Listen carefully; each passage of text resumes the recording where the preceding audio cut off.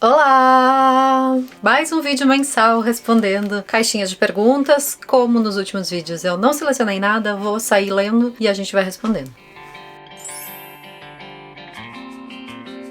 Então vamos lá. Alice já lê inglês. Ela tá começando a ler algumas palavrinhas, tanto em português como em inglês. Na verdade ela já montava uma outra letrinha com outra desde os 3 anos e pouquinho, mas em alguns períodos ela tá mais interessada, em outros não tanto. E a gente nunca fez nenhum esforço pra incentivar ela pra isso, porque eu sempre achei que, deixa ela, não tá na idade ainda. Se ela quiser saber eu respondo. Se ela não me perguntar, eu não faço nada, vem aqui, vou te ensinar. Nunca fiz isso. E aí na creche dela, ela tá com 5 agora, desde os 4, na creche eles tinham um fonema por semana, que daí eles levavam coisas que começam com a letra tal, com a letra A, com a letra B, e daí eles levavam objetos assim, mas foi só isso assim que ela teve ao longo do último ano. Mas ela começou agora, nos últimos tempos, a se interessar mais em querer saber o que tá escrito, e ela começou já, eu acho que como essa compreensão ela veio muito aos pouquinhos e partiu dela, ela já começou a conseguir escrever e a conseguir ler muitas coisas, mesmo sem ajuda, mesmo sem eu ter parado pra explicar com detalhes cada uma das coisas, porque eu acho que ela vai tá aprendendo meio que no flow, assim, né? De tanto ter contato com livros, com palavras e com a gente lendo pra ela ou coisas da escola. E aí ela sabe um pouquinho de inglês e um pouquinho de português, assim. Eu acho que é mais fácil ainda pra ela o português, porque o português é mais parecido à letra do fonema, né? Do que o inglês. O inglês tem mais variações, a mesma letra pra fonemas diferentes, né? Ela já consegue reconhecer muitas palavras em inglês, acho que mais em português já, mas ela já reconhece algumas. Mas ela não tá lendo fluente, não, ainda não, nem em português nem em inglês. Ela lê palavrinhas, assim, devagarinho, mas ela não senta e lê um livro, ela não consegue ler isso ainda. O verão aí também está michuruca. Aqui em Portugal parece que já é quase outono, medo do inverno. O verão aqui, eu não vou reclamar dele, porque eu tô gostando desse verão. Ele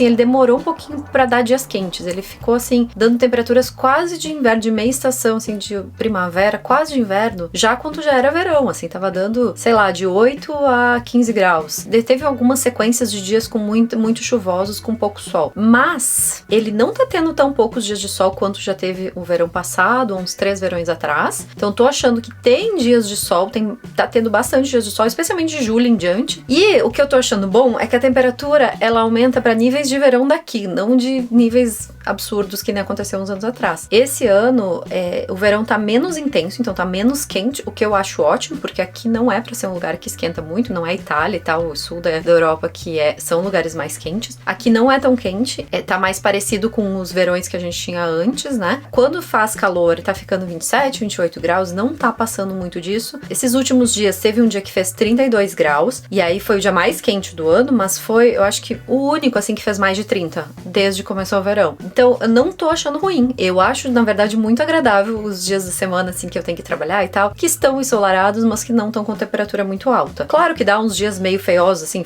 sábado, a gente quer fazer alguma coisa, tá 20 graus e chovendo.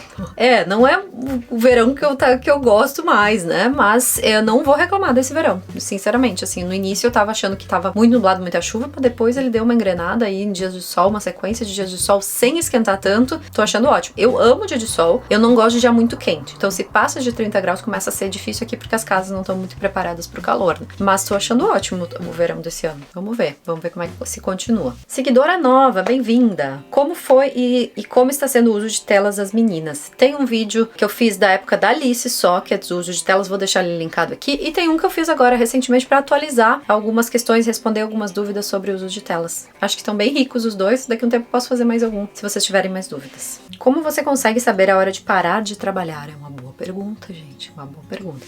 Sabe que eu tenho, assim, na nossa rotina, um horário tão restrito de trabalho que eu não tenho muita opção, que acabou meu horário de trabalho, os dias que a gente tem a Jaque, que é a babá que vem cuidar das crianças, aqueles horários eu sei que eu posso trabalhar. E aí, quando eu preciso mais, eu e o Schiller, a gente se ajusta pra eu trabalhar outros horários. Agora eu tô gravando num horário que o Schiller tá com as crianças, por exemplo. Mas aí eu não tenho muita opção quando acaba aquele horário e eu preciso fazer as outras coisas. Eu tenho que ir fazer a rotina com as crianças, tenho que tomar banho, tenho que botar as crianças no banho, tenho que fazer janta, botar elas pra jantar, tenho que botar elas pra dormir. Então essa função ali, ela meio que me impede de trabalhar. Então eu meio que sou obrigada a parar de trabalhar. Quer dizer que eu paro totalmente? Não quer dizer que eu paro totalmente. Volta e meia tô respondendo no WhatsApp, tô postando alguma coisa ainda que falta. Enfim, eu acho que é uma coisa difícil. O que eu tento fazer é não postar mais depois de... tentar não fazer tantas coisas de trabalho, a menos que sejam urgentes, depois de um determinado horário. À noite, eu nunca separo tempo para pra trabalhar efetivamente, porque isso atrapalha meu sono também. Eu já também nem raciocino direito depois das 6 da tarde. Finais de semana, a menos que eu tenha alguma coisa urgente, às vezes eu ocupo um pedacinho do final de semana pra fazer alguma coisa de trabalho, mas eu tento usar os finais de semana pra descanso e pra passeios. Claro que muitas vezes os meus passeios viram vídeos, quase toda semana, inclusive. Mas são maneiras de eu desopilar minha mente. Então eu tenho meio que uma regra assim, final de semana, se eu tô em casa, eu não vou trabalhar no meu trabalho pensante, trabalho, redes sociais e tal. Mas eu tenho coisas da casa pra fazer que eu ignoro a semana inteira, porque eu tô muito focada em cada momento fazer meu trabalho, trabalhar, né, com o meu trabalho profissional, que aí final de semana eu tô em casa, eu não vou trabalhar com o meu trabalho profissional, mas eu me permito ajeitar coisas da casa que estão pendentes. Então eu mudo o título de estímulo. Quer dizer que talvez eu não descanse? Às vezes quer dizer. Mas é isso, eu tento ter uma disciplina também para não trabalhar, tipo, porque senão meu cérebro não descansa nunca. E eu preciso desse tempo. Até pra ser criativa a gente precisa de tempo, precisa de espaço. Então os finais de semana às vezes eles me trazem, quando eu consigo realmente relaxar, curtir ou descansar, eu acabo ficando muito mais produtiva na semana seguinte, porque eles me trazem inspiração que eu preciso para um trabalho criativo que eu faço, sabe? Então é isso, não tem muito mais pra responder além disso. Você sente falta da sua liberdade, mãe de bebê de 1 mês por aqui? Oh,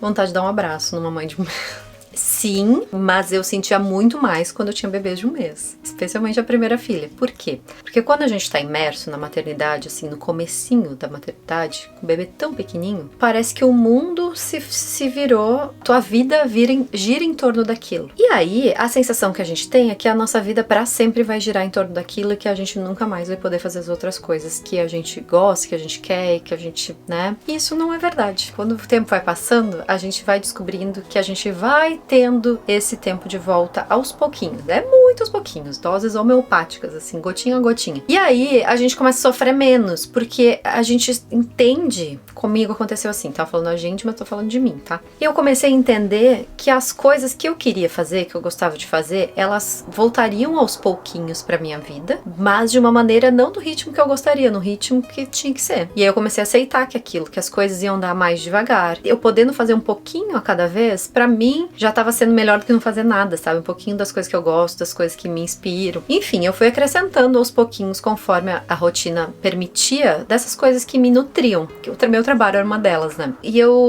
quando eu aceitei que tá tudo bem a gente andar um pouquinho mais devagar, que as coisas não vão andar no ritmo que eu tava acostumada, ou que eu gostaria por um tempo, porque eu tô dedicada a outra coisa. E eu consegui curtir mais aquele momento que depois que passa a gente se dá conta muitas vezes que aquilo passa muito rápido também. Por mais que pareça que talvez tu tá com um bebê de 1 mês que já, meu Deus do céu, não acaba mais, se pensar mais 5 meses assim, meu Deus, que passa muito rápido. A gente tem a impressão de que demora muito quando a gente tá envolvida, eu sei disso, mas passa muito rápido. Eu lembro que nessa fase eu olhava pra umas amigas que tinham filhos de 5, 6 anos, viajando com a criança, fazendo um monte de coisa que pareciam que elas estavam curtindo muito, e eu pensava, nossa, que importante eu ver essa pessoa fazendo isso depois. Quer dizer que essa hora vai chegar pra mim também. E é isso que eu queria te dizer, essa hora chega. Não dá pra ter muita pressa, porque esse momento requer que a gente esteja imerso mesmo, mas aos pouquinhos isso vai voltando e vai chegando. E faz parte da caminhada. Depois, quando passa um tempo, tu vê, talvez tinha partes boas, não era tão ruim. Então acho que é bom curtir esse momento também, tá entregue nesse momento, e aos pouquinhos você vai conquistando essa liberdade, essa capacidade de fazer as coisas que você tá mais afim de volta. Mas assim, liberdade total, quando você tem filho já não tem mais, né? Vai ter lá, sei lá com qual idade das crianças, porque eu não cheguei nessa fase ainda. Então quem vier do futuro aí me conta, porque não sou eu que vou contar. Mas sinto falta sim, sempre senti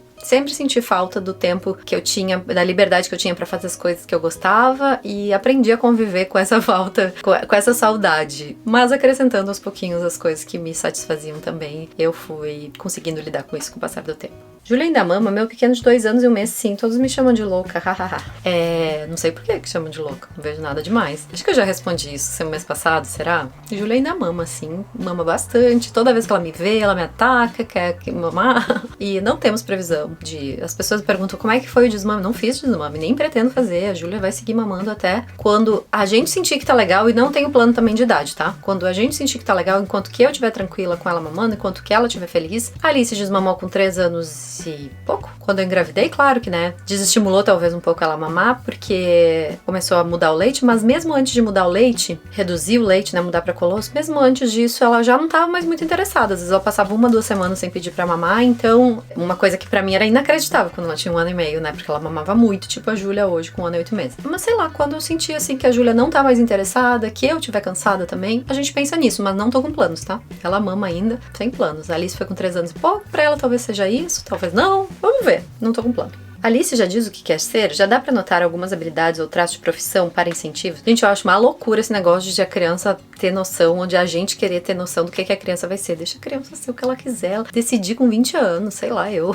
A gente fala disso às vezes, porque agora que a gente tava vendo Olimpíadas, ela começou a ver, né, Rebeca competindo e tal, né, daí ela foi falar disso, que a gente fala muito sobre habilidades que a gente constrói, isso a gente conversa muito com ela, de habilidades que precisam ser construídas. Então essa diz assim, mas eu sou muito ruim pra isso. Então, quantas vezes tu fez isso na vida? Quantas vezes você acha que precisa fazer isso pra você começar a ficar boa? Então, isso a gente tenta construir essa compreensão com ela desde muito cedo, e ela tem muita compreensão. Quando a gente fala assim, quantas vezes tu já tentou? Ela já sabe, não, eu tentei, eu tenho que tentar muito. E aí, os últimos tempos, o engraçado é que, apesar da gente não falar sobre essas coisas de o que quer ser, ela veio esses dias, os últimos dias com, eu acho que ela viu a ginástica e pensou, eu ia querer fazer ginástica, mas daí eu tenho que treinar muito. E aí ela fala de outra coisa, porque ela gosta de muitas coisas, né? Ela tem muitos interesses. E eu acho que ela se deu conta que ela não vai conseguir fazer tantas coisas, porque ela se interessa por muitas coisas e ela não tem esse tempo, ela tá, eu acho, com dificuldade de escolher o que ela quer fazer. Eu comentei até no Insta que ela quer fazer aula de canto, ela quer fazer aula de ginástica, ela quer fazer futebol, natação, não que ela queira, mas ela vai ter que fazer, né? Não é que ela desgoste, né? Mas não é o favorito dela, só que ela precisa fazer para aprender a nadar bem, né? É importante. Ela já faz aula de teatro, então eu tava falando pra ela que eu não sabia se ia dar pra incluir todos, que a gente vai botar um de cada vez, vai vendo como é que fica, mas não sei se dá tempo de fazer tudo. Mamãe, mas eu quero fazer todos. Daí ela se deu conta esses dias também que ela podia ser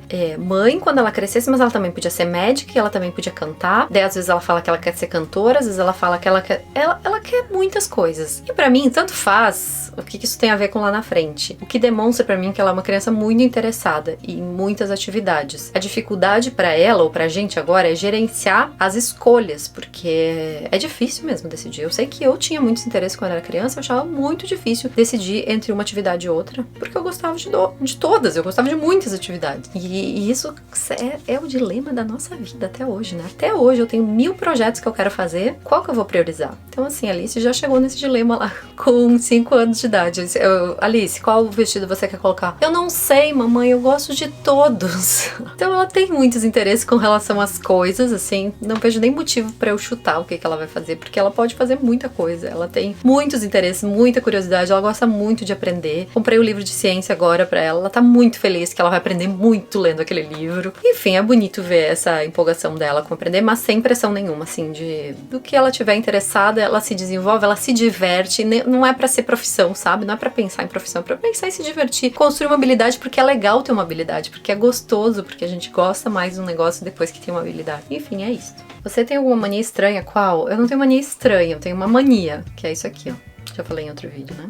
Só isso, eu acho. Não sei se eu tenho outros. Se eu lembrar, eu volto. Você apanhou na infância? Se sim, o que te ajudou a quebrar esse ciclo? Sim, apanhei. Apanhava na infância. O que me ajudou, eu acho que foi... Mesmo antes de estudar sobre isso, sabe? Foi sobre como eu me sentia quando eu apanhava. Não acho que eu aprendia, porque eu não lembro de nenhuma vez do porquê que eu apanhava. Eu lembro como eu me sentia. Eu lembro que eu me sentia diminuída, eu me sentia que meus pais não gostavam de mim, eu me sentia injustiçada. Essa é a palavra. Eu me sentia injustiçada, porque eles que não estavam me entendendo, sabe? Pra mim sempre foi claro que não era um caminho que eu queria seguir. E aí, lógico, que como não era um caminho que eu queria seguir, mas o que a gente faz então? E aí eu comecei a estudar, e quanto mais eu estudava, mais eu via que não era um caminho que eu nem consideraria. Então é isso, eu acho que o que me fez mudar o ciclo foi mais uma decisão pessoal antes de estudar, mas estudando se confirmou assim pra não ter dúvida nenhuma. É isso, nunca nem cogitei encostar um dedo numa criança, e acho que todo mundo deveria não cogitar, encostar ou se cogitar e impedir esse impulso, porque é muito triste a gente pensar que é uma possibilidade que muita gente considera e muita gente faz ainda e acha ok. E eu sei que é muita gente porque eu já vi pesquisa e o número é assustador, assim, da quantidade de pessoas que hoje ainda, 2024, ainda acha que é ok bater em criança, infelizmente. do que mais sente saudade do tempo antes das meninas. Ai, de tanta coisa, eu falei há pouco, né? Mas principalmente de ter controle do meu tempo só para o que eu quiser. Se eu quero trabalhar, eu trabalho, no tempo livre, vou ficar de bobeira aqui olhando TV. Não, vou sair, vou ir pra rua e tô passeando em Londres. Não vou voltar agora, vamos me mandar um jantar em algum lugar, já vamos ficar não sei o quê. A gente costumava, depois que a gente mudou pra Londres 1 ano antes de eu engravidar, né? E a gente, quando chegou aqui, a gente queria aproveitar muito Londres. E a gente saía de manhã cedo pra encontrar uns amigos no parque. Depois a gente almoçava, aí a gente fazia uma coisa de tarde. E a gente saía de manhã e a gente voltava 11 da noite, meia-noite pra casa. Às vezes tentava pegar o último metrô, que era meia-noite, 1h. Então, sinto falta disso, assim, dessa espontaneidade, assim, de escolher na hora o que eu tô a fim de fazer. Dia bonito hoje, final de semana, vou sentar ali fora, vou ler um livro, sabe? Enfim, essas coisas bem simples, assim, que a gente sente falta. Eu acho que lembrei daquelas pessoas que estão no final da vida, do que tu sente falta, do que foi os melhores momentos, fica lembrando sempre umas coisas bem cotidianas, assim, né? Tipo isso. Mas eu sei que elas vão crescer e aí vão perguntar, o que tu sente falta? Das crianças em casa, daquela bagunça, delas estarem por perto, enfim. É isso, a gente vai lidando com cada fase, curtindo as partes boas de cada um. Quando vocês mudaram, falava inglês fluente? Como foi a adaptação com idioma e cultura? Sim, nós dois já falávamos inglês praticamente fluente, né? O inglês não é, nossa, que maravilha, perfeito, mas a gente se comunica bem, entende bem. Schiller já tinha estudado inglês a vida inteira e tinha feito intercâmbio nos Estados Unidos. Eu já tinha feito intercâmbio aqui, né? Então eu já tinha morado por 8 meses, que naquela época, sim, que foi o meu inglês, foi o baque do meu inglês, que eu tinha inglês intermediário e que eu precisei avançar muito no inglês pra eu conseguir me virar aqui. Foi onde ele virou pra fluente, né? Foi em 2007 que eu fiz esse intercâmbio, fiquei 8 meses. E aí, quando a gente mudou pra cá, em definitivo, ele já tinha o inglês ok, eu tinha esse inglês já de quem já tinha morado aqui, mas ele sentiu mais do que eu, quase. O inglês dele é melhor do que o meu. Agora, depois que ele trabalhou anos em empresas aqui, também melhorou mais o inglês dele do que o meu, né? Mas quando a gente veio pra cá, apesar do inglês dele ser um pouco melhor do que o meu, eu entendia muito mais fácil o que acontecia, por eu já ter feito o meu intercâmbio aqui. Consegui me adaptar ao sotaque muito mais rápido do que ele, porque pra mim já era muito mais familiar o inglês britânico, que é bem diferente do sotaque do inglês americano. Pra quem aprende no Brasil, eu acho que é muito mais fácil de entender o inglês americano do que o britânico. Mas, com o tempo, acostuma. E aí depois, lógico, né, nos primeiros meses ali ele acostumou, e aí ele foi trabalhar em empresas falando inglês o dia inteiro, coisa que eu não fiz, porque eu já trabalhei como fotógrafa desde que eu cheguei, autônoma e tal. Então, o inglês dele voou, né, passou o meu bastante. Apesar de morar aqui há 7 anos, eu não tenho inglês no meu dia a dia desde nunca. Então, meu inglês ficou meio estagnadinho, assim, é o básico pra eu me virar, é ok, assim, né, entendo tudo, consigo me comunicar bem, mas eu não senti que o meu inglês avançou muito não, desde que a gente mudou pra cá. Ele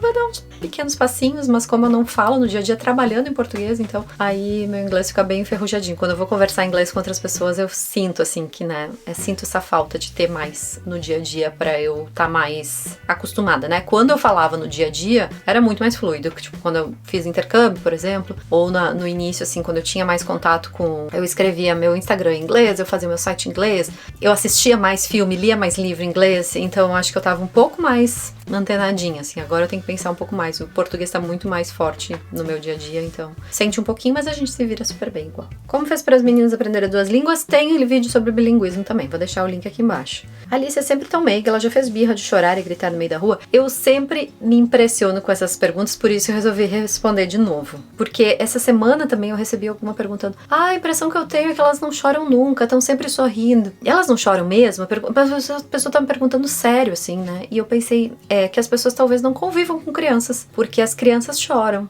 as crianças gritam, e isso não é ruim, isso não tem a ver com a personalidade da criança, isso tem a ver com ser normal chorar e gritar, uma criança se desenvolver, é assim que ela vai construindo o lidar com emoções dela. Então, um bebê, pensa que um bebê, ele nasce, ele não sabe falar, ele só sabe chorar. Não tem como a criança simplesmente deixar de chorar porque eu consigo falar e de repente de uma hora para outra magicamente. Não é assim que funciona. O cérebro, ele demora um tempo para ser formado, ele precisa passar por muitas experiências e, na verdade, tá tudo bem a criança chorar, né? Na verdade, nossos adultos estaríamos tudo bem a gente chorar se a gente não fosse tão reprimido, né, desde a infância.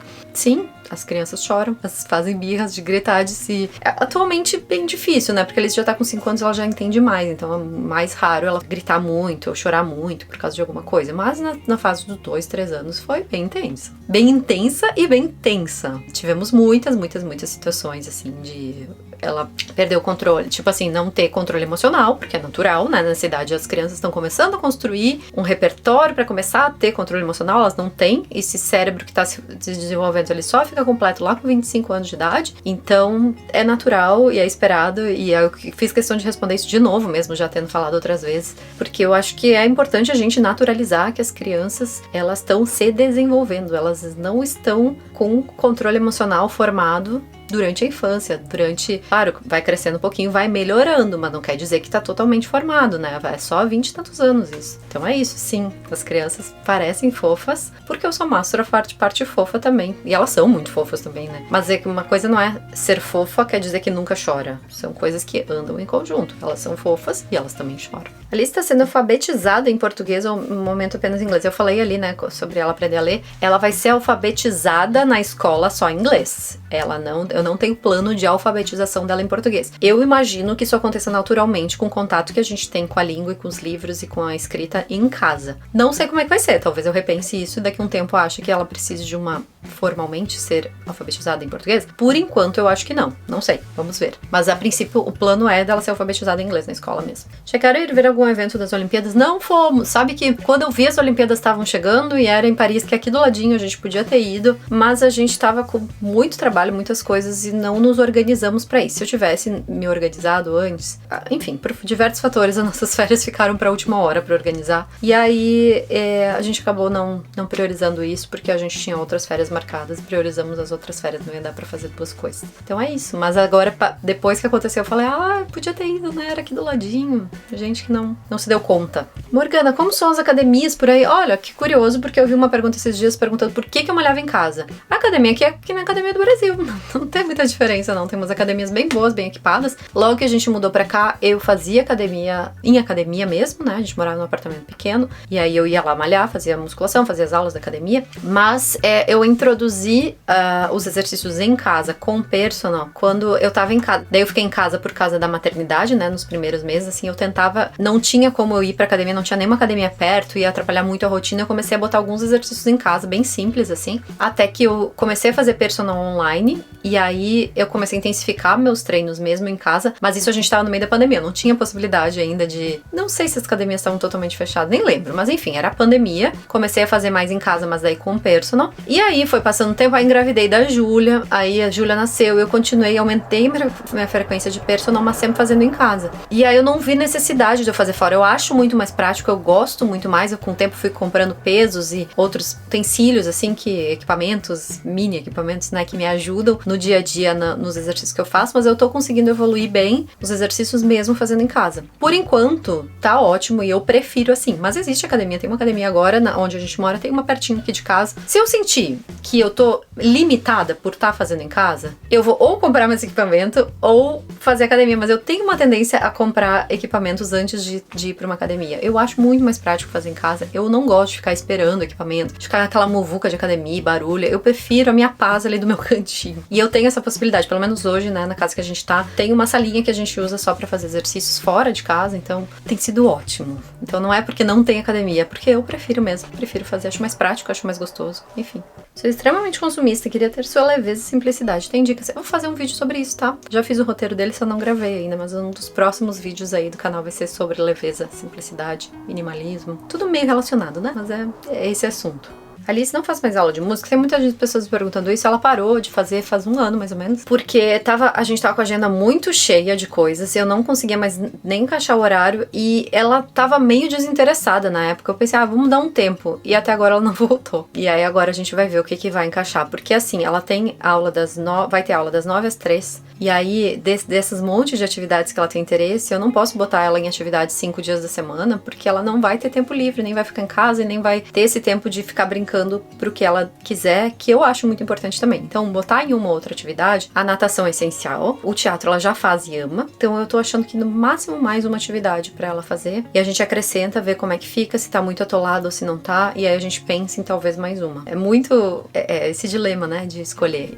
A aula de música acabou ficando nessas faltas de agenda e de prioridades nossas agora também. Agora eu vou ter daqui a pouco a Júlia, que vai começar a fazer, talvez a Júlia comece a aula de música agora, né, que eu acho que faz sentido pra ela na idade que ela tá. Então não sei, a gente tá decidindo ainda o que vai fazer. Agora quando começar as aulas dela a gente vai se arranjar, atualizo vocês depois. Qual a ascendência do Schiller? Seus ascendentes são ingleses, franceses? Muitas pessoas perguntam isso. É curioso porque o sobrenome, e até por ele ser loiro, de olho azul, né? As pessoas acham que ele é de origem alemã e tal. O sobrenome Schiller, ele veio da Alemanha, os ascendentes deles vieram da Alemanha, mas pelo teste de DNA que ele fez, a gente fez aquele que vê a ascendência também, a gente fez mais pra questão da saúde, mas veio a história da ascendência junto. Ele tem um percentual de judeu, ele não tem nada de alemão no DNA dele, ele tem de judeu, então provavelmente eram judeus que moravam na Alemanha que foram pro Brasil depois. Mas no teste de DNA dele mostrou que 84% do DNA é português, sabiam? Só que o sobrenome, né, lógico, que é o que mais chama atenção, né? E Schiller, ele é judaico. Até quando a gente foi pra Praga, tinha uma lista lá dos nomes dos judeus, né, que morreram na Segunda Guerra, e tinha vários Schiller. Então eu acho que é um sobrenome comum, judeu. Enfim, é isso. Mas o judeu, ele tem lá, sei lá, 3, 4% no DNA dele. A origem do sobrenome é essa, mas ele tem mais ascendência portuguesa mesmo. Porque daí tem dos dois lados da família. Tem mais ascendentes portugueses. Até se tu olhar a árvore lá do que ele conhece, né, dos ascendentes dele, tem vários que vieram de Portugal mesmo. E aí tem umas misturas lá. O teste de DNA dele é tão mais interessante que o meu, que daí tem lá, sei lá, Egito, X%. Inglês, tem, acho que 1% de inglês tinha. Algum outro país da África, não me lembro agora qual era o país, mas eu lembro que Egito tinha, que a gente começou a rir e falou que ele era egípcio, que ele tinha a ascendência dele egípcia. Indígena brasileiro também tem um pouquinho. Enfim, é pipocadinho assim. Pra vocês verem, 84% é português, então os outros 16% é distribuído em vários outros lugares diferentes, assim, nenhum muito tão relevante quanto o português, né? O meu, ao contrário, não tem graça nenhuma, porque ele é todo... Eu já conhecia as origens que eu conhecia da minha família, todas eram da Itália, numa região bem próxima da Itália, e o meu teste de DNA só comprova um negócio, que é quase tudo da Itália, é muito norte da Itália, mas se espalha por outros lugares da Itália também, tem um pouquinho de Sardenha. Aí tem um DNA mais antigo, que eles não conseguem precisar de onde é, mas é franco-germânico também, que deve dar uns 30, 40% do meu DNA, que é daquela região. Mas como eu sou toda do norte da Itália, pode ter sido porque é muito perto lá, então não sei o quanto que é Itália, quanto que é Suíça, pode ser Suíça, Áustria, França e Alemanha, aquela região toda ali, eles não conseguem precisar porque é uma parte muito antiga, né, do rastreamento do DNA. Os meus ascendentes não se relacionaram muito com pessoas de outras regiões, foi tudo dali mesmo, né, e aí foram pro Brasil, mesmo tendo ido pro Brasil há mais de 100 anos, tudo em colônias italianas, acabaram se relacionando com outros italianos também. É muito engraçado, olha, a família da minha mãe, toda a árvore é de um lugar muito pertinho da família do meu pai, até quando a gente viajou pra Itália, eu comentei, né, que a gente foi na família do Seco e numa da família que era da minha parte materna. E as duas eram 40 km de distância. Então é isso. Não tem muita mistura. Mas era só uma curiosidade, né? Só porque muita gente fica curioso de saber do Schiller, né? Que é um nome não muito comum no Brasil, né? Então as pessoas às vezes têm curiosidade de saber. Já pensou em fazer Botox? Então, pra quem não sabe, a minha irmã, ela aplica Botox, né? Ela é especialista em estética dentária e facial também. E eu poderia já ter feito com ela. Todas as pessoas da minha família que têm vontade de fazer, fazem com ela. E confiaria nela se eu quisesse fazer. Mas, por enquanto, eu não tive um incômodo suficiente pra me fazer ter vontade de fazer, sabe? E aí eu não fiz. Eu tenho rugas que eu poderia fazer, lógico, né? Mas assim, me incomoda mesmo? Não me incomoda. Então, deixa assim. Se algum dia, daqui a um tempo, eu tiver realmente incomodada, talvez com essa aqui, que fica assim, ó, com uma cara de cansada às vezes. Talvez, mas por enquanto, tô de boa, assim. Tô aceitando minhas ruguinhas feliz, entendendo que eu tô envelhecendo e que isso faz parte. Talvez eu mude de ideia? Talvez. Vou dizer que nunca faria? Não vou dizer.